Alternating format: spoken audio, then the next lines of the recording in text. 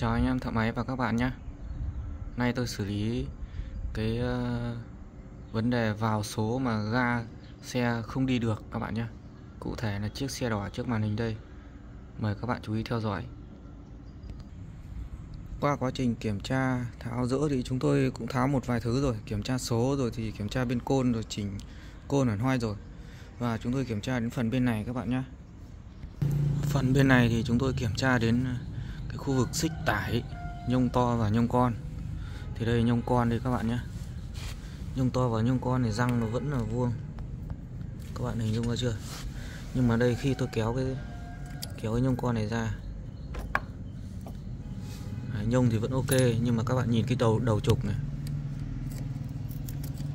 Các bạn nhé, cái đầu trục của cái nhông con này là nó mòn hết mấy răng ở khu vực này rồi.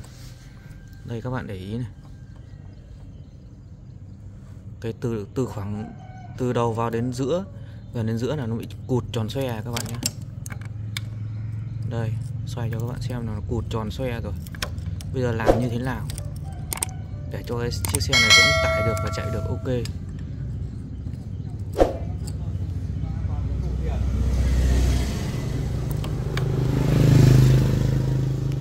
Nếu như nó mòn hết rồi thì cái xe này là phải bổ máy các bạn nhé.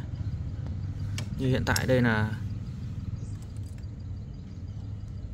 đây, các bạn chú ý hiện tại đây là vẫn còn răng ở cái khu vực trong này, đúng chưa? Răng ở trong này nó vẫn còn. Bây giờ chúng ta lắp cái nhông này vào. Lắp cái nhông này vào, chúng ta đẩy sâu vào trong. Các bạn hình dung ra chưa? Đẩy trong nó vẫn bám này. Khi mà để ra ngoài này thì không bám nữa các bạn nhé. Quay tròn xoe luôn. Đây, nhông quay tròn xoe này. Đấy, nhông quay tròn xoe. Thấy chưa? Là khi chúng ta vào số là ga nó cứ quay tròn xoe, nó không đi được.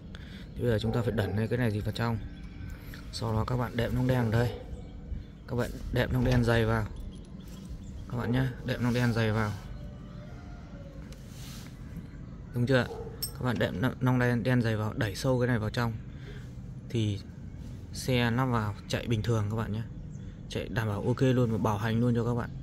Nếu như các bạn cứ lắp như bình thường như thế này không bao giờ chạy được các bạn nhé. Và các bạn không nên hàn chết ở đây. Nếu hàn chết lần sau thay nhông xích sẽ không thay được, và chỉ có cắt bỏ thôi. Đấy là hôm nay hướng dẫn cho các bạn xử lý cái vấn đề là vào số ga xe không đi được. Có nhiều xe là nó bị ở máy này các bạn nhé. Bị ở máy, bị ở bên côn mòn vào số không đi được. Hoặc là nó bị hóc số, mắc số, trượt bánh răng số là vào số không đi được. Nhưng con xe này nó lại bị ở cái nhông con này các bạn, trục nhông con nhá các bạn nhé.